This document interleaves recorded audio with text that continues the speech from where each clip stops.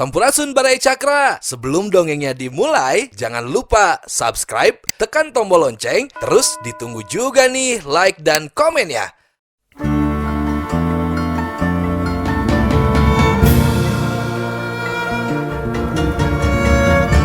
Baraya Cakra, parantos waktosna 80,5 FM Radio Cakra, midangkeun dongeng Sunda Dora-Dori.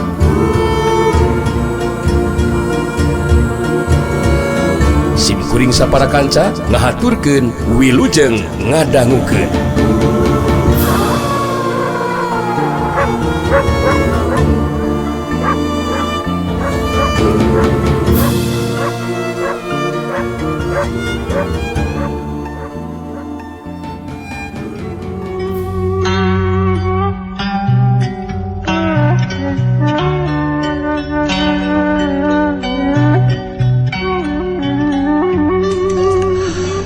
Jarakamba si pedang wajah ireng langsung nangtukeun sikapna pikeun neruskeun tarungna ngagunakeun senjatana anlanana pedang wajah ireng.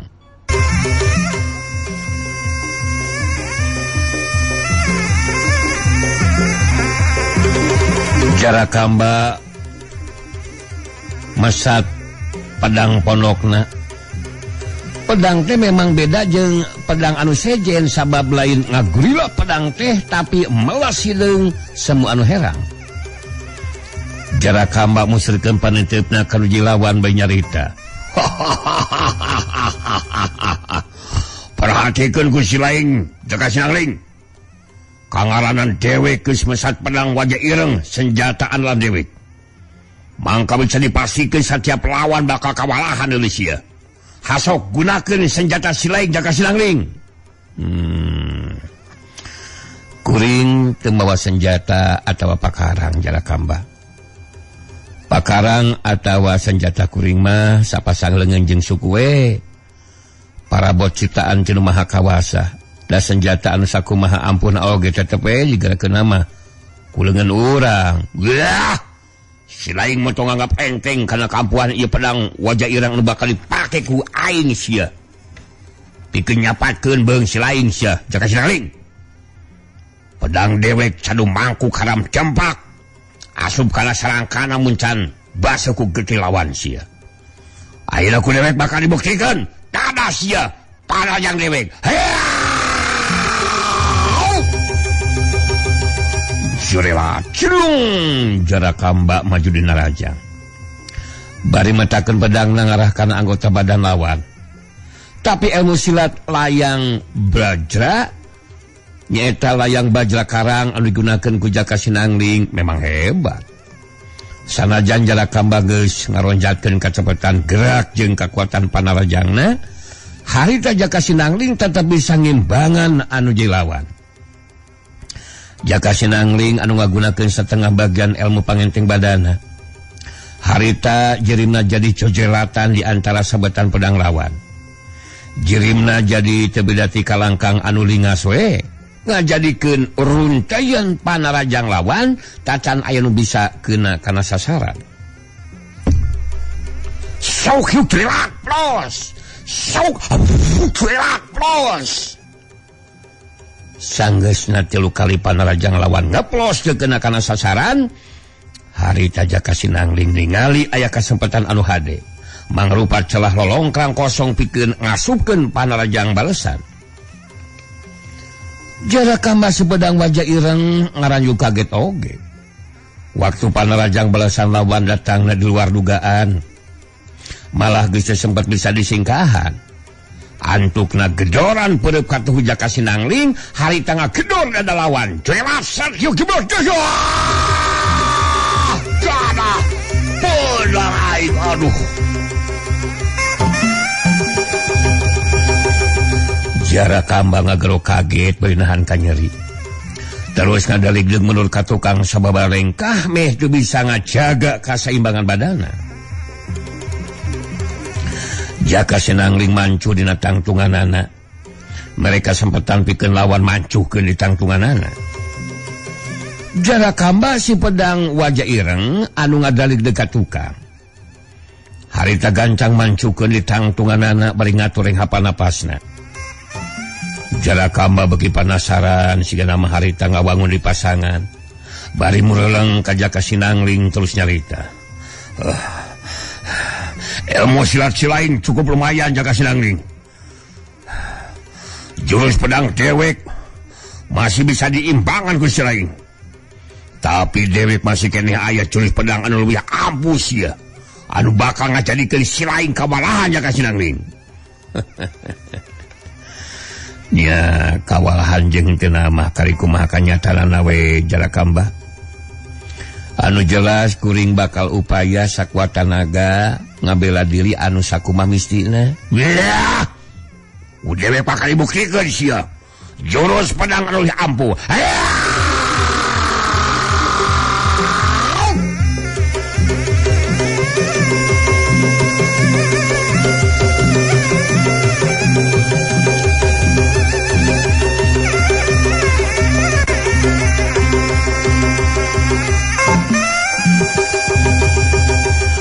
Jurela culung Jalakamba si pedang wajah ireng maju dina rajang ngagunakeun jurus pedang anu leuwih ampuh.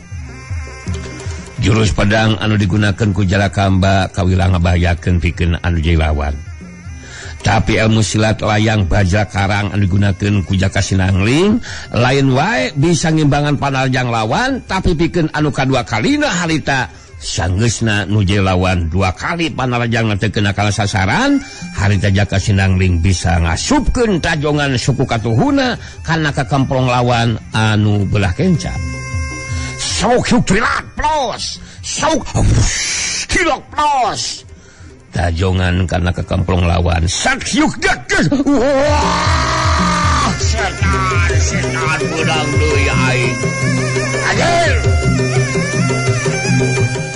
Jalakamba ngagalu dinahan ka nyeri bari ngadalik mundur ka tukang sababaraha lengka. Tapi daya tahan Jalakamba cukup hebat. Harita gancang mancukeun di tangtunganana. Bari ngatoreng hapal napasna Jalakamba merhatikeun anu jilawan bari ngomong dina jero hatena. Edan jurus pedang aing anu biasana ngajadikeun lawan kawalahan teh. Tetela masih tetap bisa diimbangan ku Jaka Sinangling. Kurang ajar ieu bangkuluk. Malah kalah ka aing 2 kali kabenangan ku panarjang balesan. Mun kaya kieu mah aing geus eueuh dipilihan. Kajabati kudu ngagunakeun jurus pamungkas dibarengan ku ilmu pangiteng badan jeung kakuatan tenaga lapisan sapiluna. Asapila ku aing teu bisa ngukulan si Jaka Sinangling. Wah tilituna lah. Jaka Sinangling dengan sikapna anu tenang harita terus nyarita ka Jalakamba. Kumaha dicukupkeun tepikeun ka dieu wae ijen jajaten teh Jalakamba. Ari ceuk kuring mah teu kudu diteruskeun lah. Ngalah urang duaan teh pada salamet. Jeung marebutkeun naon atuh ieu teh? Anu diharepkeun dina ieu kahirupan teh apaan urang teh kasalamatan Jalakamba. Wah, si lain montong waka boga anggapan ngarasa geus unggul saja Jaka Sinangling, dog. Kurang ajar sanya capek teh. Ieu tarung acan anggeus deuleu sia. Dewek masih kene sanggup pikeun ieu tarung sakurang ajar. Satan dewek bakal mampu ngarubukeun si lain Jaka Sinangling. Oh. Jadi nurutkeun katang Tuan Ti Andika mah kudu nepikeun ka aya nu rubuh kitu. Dina lumangsungna ieu tarung teh kitu kudu aya nu rubuh. Hade atuh mun kitu mah Jalakamba. Karep kahayang Andika bakal dicumponan Jalakamba. Jalakamba sepedang wajah ireng harita sagad diri ngawangun pasangan deui nyaeta jurus pedang pamungkasna. Musirkeun kakuatan talaga lapisan sapinuhna. Karena sapasang leungeunna anu bakal dibarengan jeung ilmu pangenteng badan sapinuhna. Jalakamba netep seukeut ka nuju lawan bari nyarita. Urang anggeuskeun si tarung Jaka Sinangling. Ku dewek bakal dipastikeun si lain atawa dewek anu bakal rubuh el jajaten deuleu.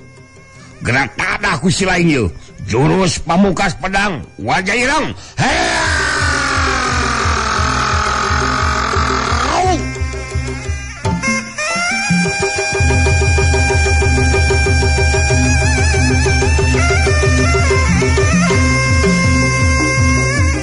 jurelat cilung kalayang jarak kamba ngajurelat terus ngalayang jaka sinangling imbangan anu jilawan harita ngajurelat ngalayang mapag anu jilawan dina kayaan pada ngalayang teu napakana lemah tarung harita lumangsung sabetan jeung tusukan pedang lawan lain bae bisa disingkahan ku Jaka Sinangling tapi kacepetan gerak panarajang balesan ti Jaka Sinangling geus teu bisa diimbangan leungeun kenca Jaka Sinangling anu ngahantem leungeun katu lawan ngajadikeun pedang wajah ireng leupas dina sakelan lawan meh bareng jeung lagragna pedang kana tanu harita sapasang dengan Jaka Sinangling pilih kenting ngahantem kana dada jeung hulu angan lawan tumerapna ka Jalakamba harita badan ngacengkang leab ka tukang sak hiuk kegas pedang lepas dina sakelan disusul ku panarajang kana dada lawan sak hiuk kegas dipungkas ku sodokan kana hulu angan sak sodok dek nek deh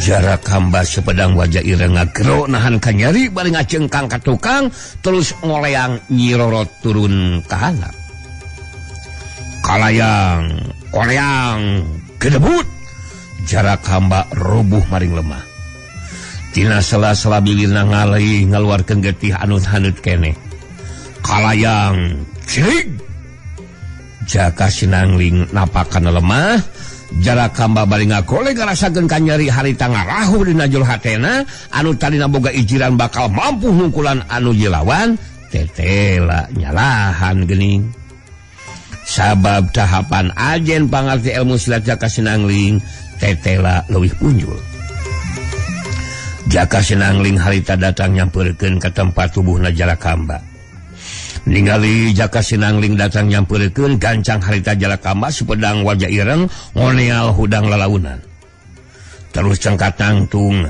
dua sukuna ngageleter meh beakeun tanaga Jaka Sinangling sanggeusna deukeut ka tempatna Jalakamba harita terus nyarita sikep jeung caritanana ngandung ancaman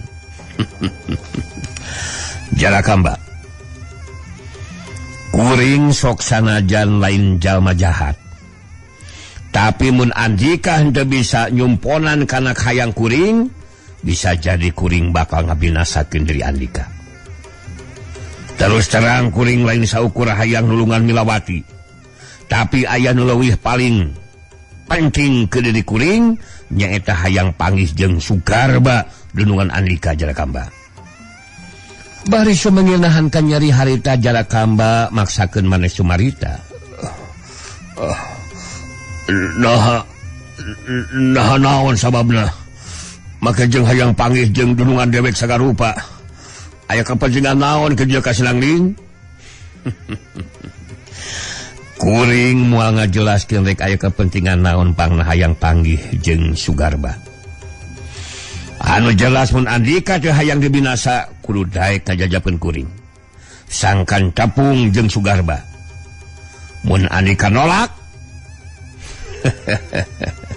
kuring kapaksa bakal ngabinasakeun andika moal make kudu hese kuring ngabinasakeun lawan anu geus moal bisa ngalawan Jaka Sinangling harita pura-pura siga anu rek ngalakukeun gerakan gancang Jalakamba nyarita deui jadi robah sikep jeung caritanana sieun ku ancaman Jaka Sinangling jadi kanyataan ulah kitu Jaka Sinangling ulah ampun akang rumasa eleh jajaten kaciti pangarti ku anu jilawan ulah omat akang ulah dibinasa omat alah akang masih kena betah di pawenangan Jaka Sinangling nya kedua lah ku akang bakal dijajabkeun nepungan ka Sugarba dulungan akang beneran aslina swear ai angling swear ku akang dijajabkeun hampura pokona mah jong dibinasakeun kuring nya ke dibere hayam lah di calling ka APD di Bojong Cigadog Ciwidey lah diberi hayamnya tong dibinasa jaka siang ding tongnya. Syukur ari akang geus ngarti sarta aya dina kasadaran mah. Abdi ge kudu dihampura nya Kang. Sabab geus nibankeun panarajang anu balukarna akang jadi kudu nyadangan ka nyeri. Teu naon is okay. Teu naon ya. Tapi akang ayang mere heula gambaran ka ai angling ngeunaan Sugarba ye dudungan akang. Nah kumaha kitu Kang? Sugarba teh jago ngora anu pilih tanding ye. Kakuatan tenaga lapisanana kawilang rosa ye. Ilmu silatna hebat. Nu leuwih nyentarakeun pikeun lawan. Eta Sugarba teh hi teu mempan ku pakarang hi. Jeung ku panarajang lawan aslina ieu mah aslina ieu. Jadi mun sakeuna hayang panggih tapi bakal terus riributan jeung Sugarba cek akang malah mending dipikeun deui leuwih asak ieu. Suwer ieu lain insieunan ieu mah ieu mah esuning balaka sakarabasna ieu. Iya ngeunaan riributan jeung henteu mah Kang. Kali kumaha sikep jeung panerimaan Sugarba. Dan nepungan teh lain rek neangan masalah Kang ieu mah. Jelaskeun we ku akang. Ngeunaan kajadian di dieu naon sababna urang tepikeun ka ijen jajaten. Waduh. Dicaritakeun kitu mah atuh Sugarba bakal langsung ngamak ye. Jelas bakal ributan. Sabab ai angling geus ngagagalkeun kana karep kahayangna Sugarba. Keke. Akang jadi bingung oge ieu. Bingung ya. Rek aya kepentingan naon ai angling teh make jeung hayang panggih jeung Sugarba sagarupa ye. Teu kudu bingung sagarupa nya. Engke ge bakal ka Bandungan ku akang Jarakamba Kang. Naon maksud tujuan kuring pangna hayang panggih jeung Sugarba. Jadi teu kudu dipikiran, anu penting mah bisa panggih jeung Sugarba Kang. Aduh, nya ari ai angling keukeuh kitu mah teu naon ye. Anu jelas akang geus mere gambaran Sugarba teh jago ngora pilih tanding ye. Akang rumah saeleh jajaten ku ai angling. Tapi ajen pangarti akang jauh mula melu mun dibandingkeun jeung Sugarba ye. Apan akang ge samemeh ngadulungan kawena teh kungsi ijen jajaten heula ye. Saukur kudu agaprakan akang dirubuhkeun ku Sugarba, suwer aslina ye. Pedang akang teu mempan. Sakujul badana tewas kawas batu karang we ye. Yakin wae masalah eta mah teu kudu jadi pamikiran Kang Jarakamba. Anu penting mah jajabkeun we satetepungkeun kuring jeung Sugarba. Anu saterusna Kang Jarakamba bari ngabandungan naon maksud tujuan kuring di mana engke geus panggih jeung Sugarba Kang. Ningali Ki Aruman jeung Milawati datang nyampeurkeun ka Jaka Sinangling. Harita Jarakamba langsung muruka tempat anu rada anggang. Sedengkeun Ki Aruman jeung Milawati sanggeusna deukeut pada ngarengkuhkeun awakna tanda hormat saterusna Ki Aruman nyarita. Kulang nuhunkeun kana pitulung ti saderek Jaka Sinangli. Punana ngedugikeun ka dibawa paksa ku Jarakamba. Sakumaha nu kauling ngapun anak lulikeun ka wantun izin jajaten jalaran memang kapaksa margi keukeuh bade dipaksa. Abdi ge teu ginten nganuhunkeunana. Tau pamit aya Kang Jaka Sinangling mah duka kumaha nasib abdi. Malihna abdi tos cengkat dina hate. Upami dugikeun ka janten dibabak paksa. Ya langkung saya bunuh diri we abdi maka. Tibatan kedah ngaulaan ka Sugarba mah. Jaka Sinangling ngabagikeun paneutupna ka Ki Aruman jeung Milawati beritus nyarita.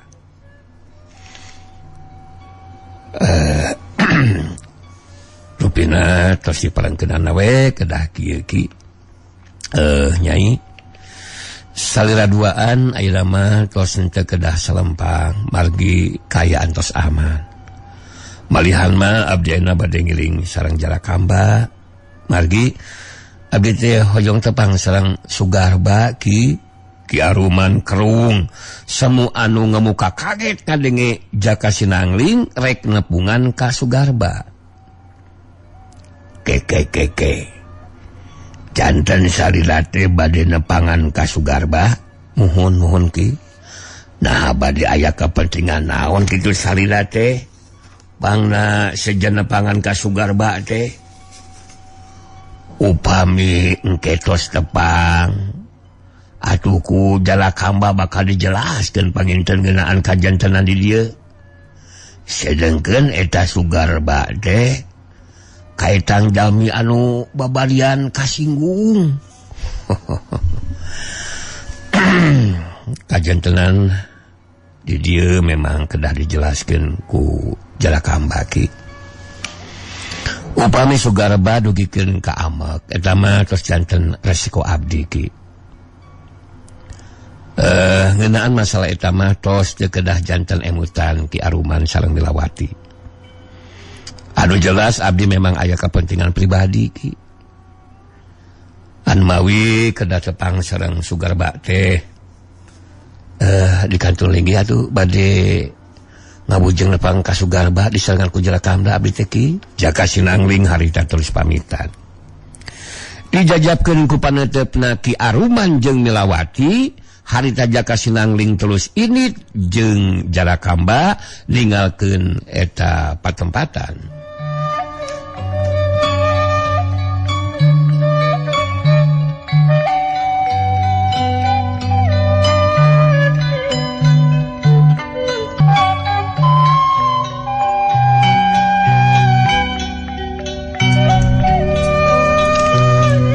Saturkeun harita barisan Darmayuda geus beuki deukeut jarakna ka tempat anu dituju.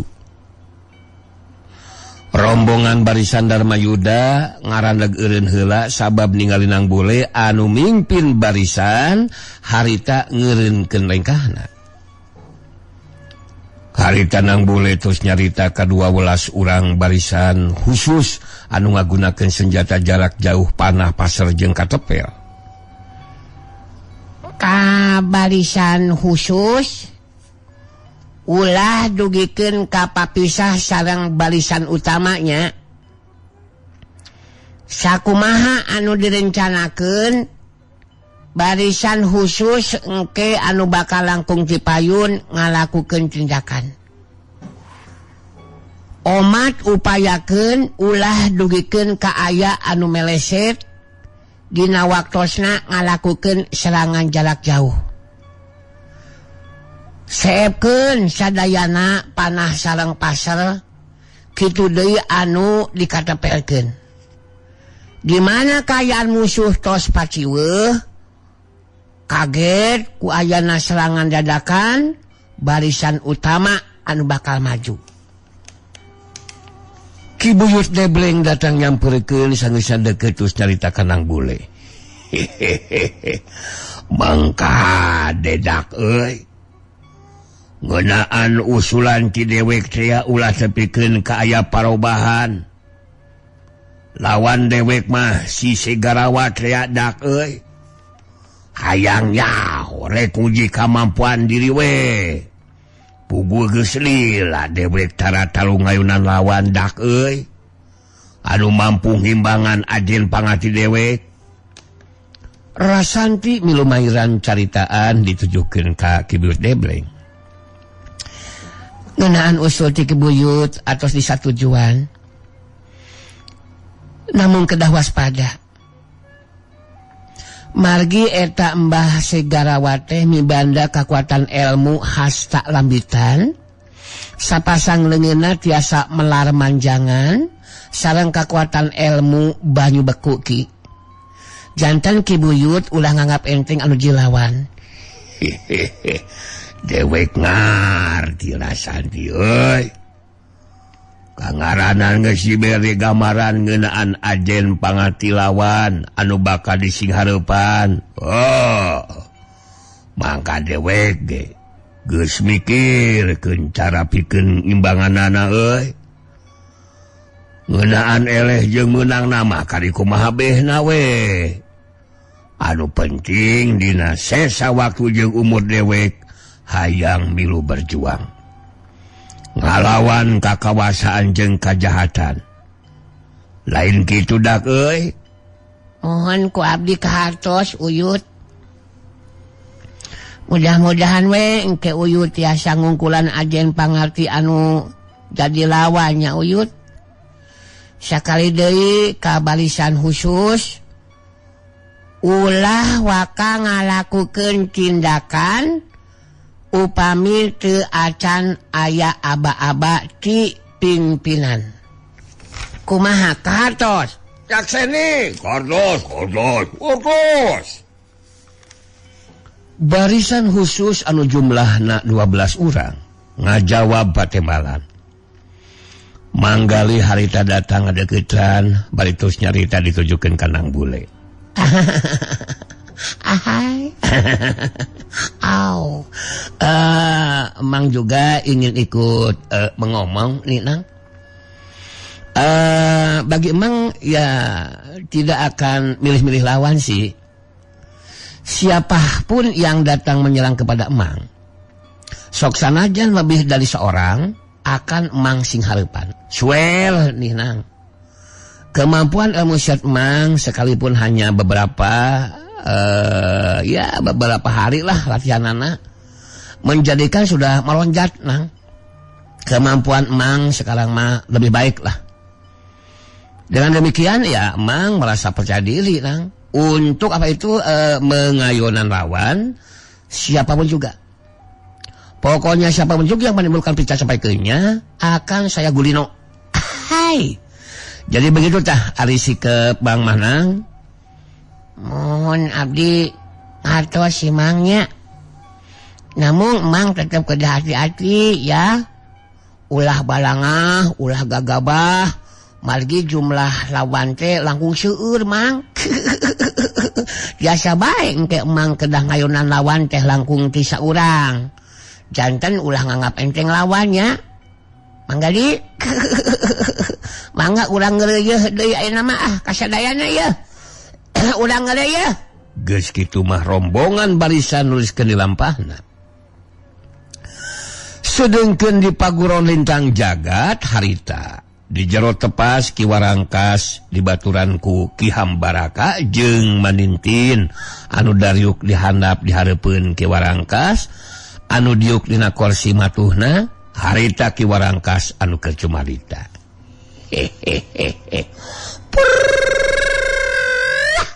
Abelakak lewek geus siap-siap pikeun narima kadatangan musuh euy. Kadatangan pamimpin barisan Darmayuda nyatana Sinang Bule incuna Sirawing. Mangke bakal delit tumbal di tempat urang euy. Najan ceuk beja Sinang Bule teh boga kemampuan ilmu silat tingkat tinggi, tapi kangaranan tarung ngalawan dewek mah kemampuan dirina moal aya nanaonan euy. Percaya ka dewek. Belakak. Moal mampu ngimbangan kahebatan jeung kekuatan ilmu lintang panumbaling jagat euy. Bener henteu baraka. Ameng. Memang benar bangsa mulia teh. Haikeun teh. Pada sapiraku rajana Jawara anu ngawasan dunya kajawaraan kudu eleh jajaten ku budak kamari sore. Amoy. Anu jelas barisan Darmayuda kudu ditumbuludeskeun bangsa. Sabab geus wani datang ngagembur ka pihak urang. Amoy. Kula boga kayakinan yo. Pihak urang teh bakain na kaunggulan. Unggul. Pokoknya sampai kenumpuskan sesuatu balak teh pengasar mulia. Kiwa Rangkas ngarelet ka Manintil bertus nyarita. Kumaha upaya maneh mangruhan si Non Alina teh Nintin? Maksud dewek teh geus aya hasilna. Bisa robah sikap jeung pamikirna si Non Alina. Oh, sanajan jeung pamikiran anu jadi bapana si Tuan Willem.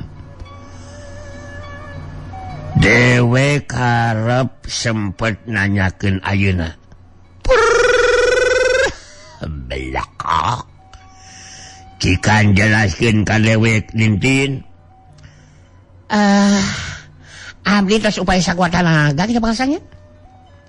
Olah nanti unggal dinten abdi teh ngajakan ngobrol ka Non Alina di kabarna gitu bangsa mulia. Nyata tujuan nama teh sanes mangaruhan sangka si ke pamadegan teh robah gitu bangsanya. Tapi dugikeun ka ayeuna si ke pamadegan Non Alina teh masih tetep pencogoya. Suel ka Kawarangkas. Tetep page dina si ke pamadegan anak. Miha ka Balisan Darmayuda. Miha ka kaum pribumi. Abdi ge janten taat. Da kalaka ngadebat wae dina obrolan teh kitu bangsa mulia. Aduh, abdi teh kadang ngagejusna mun abdi nya nih sesang aya ngamaruanana.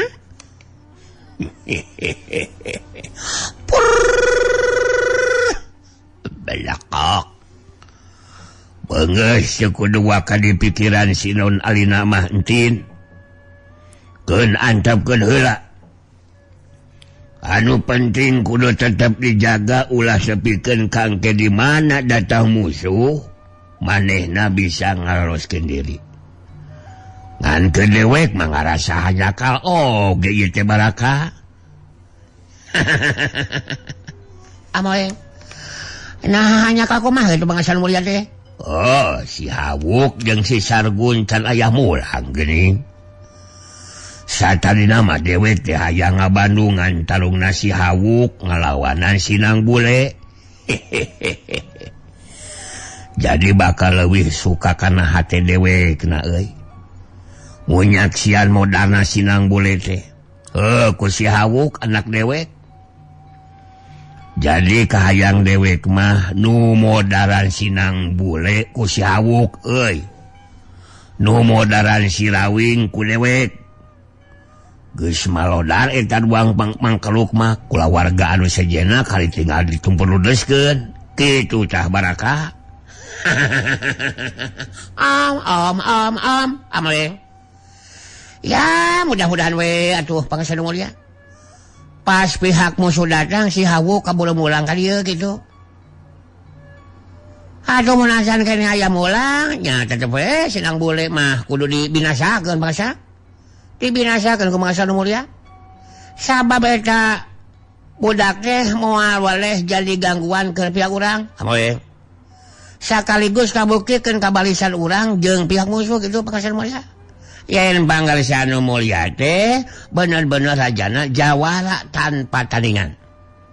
Kaya anu mampu ngimbangan kana kekuatan ilmu mangsa nu mulia. Benar gitu Baraka. Ayeuna tugas maneh yentin. Tugas kumaha Kakang Warangkas? Bejaan 2 urang anggota Warangkas Jaya anu ngajaga kamarna si Non Alina. Pokona mah bejaan ku hidup. Wah tusan kumaha gitu. Pangsa nu mulia.